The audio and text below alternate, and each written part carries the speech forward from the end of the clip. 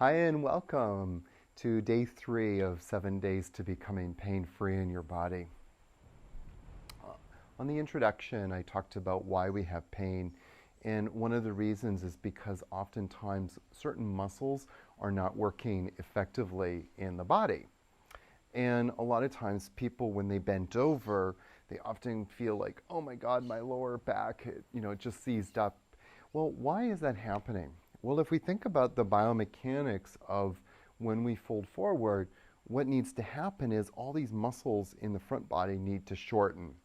And there's one muscle that's really responsible for the trunk, the front body shortening, and it's called the psoas minor.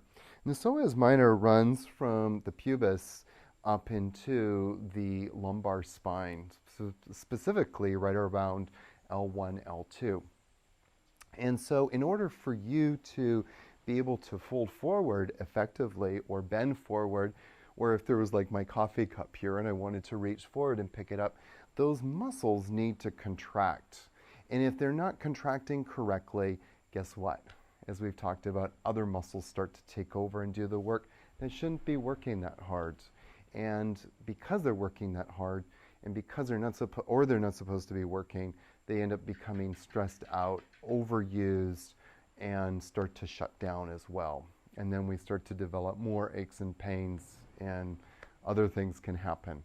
So what I'm going to do is teach you a very simple exercise to activate your trunk flexors, those muscles that are responsible for you to flex the trunk forward.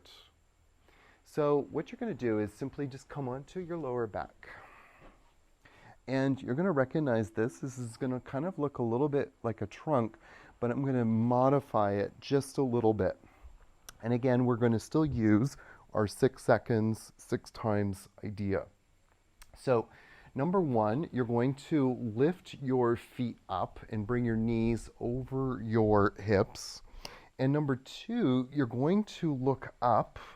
And as you look up, kind of lift your tailbone off the floor, and you should feel right in the lower abs starting a contraction in your lower abs. And you're going to hold that for 6 seconds. So that was 6, 5, 4, 3, 2, and 1.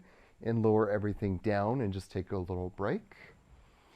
And then we'll do it again. So lift the feet up, bring the knees over the hips, lift the chest a little bit, but really look towards in between your knees, and lift the tailbone up and really contract in the lower abs.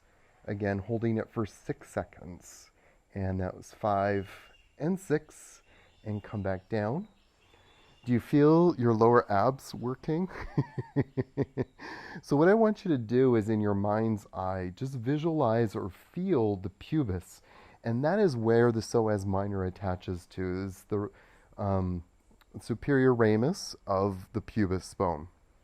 So again, lift the feet up, lift the head, and lift the tailbone up, kind of a pelvic tilt, and holding for 3, 4, 5, and 6, and come on back down.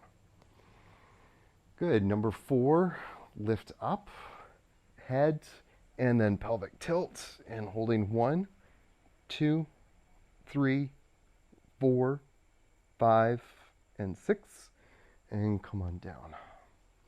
And then this is the 5th one. So lift the feet up, lift the head, pelvic tilt, lift the tailbone up, up, up, crunch in, 2, 3, 4, 5, and 6, and come on down.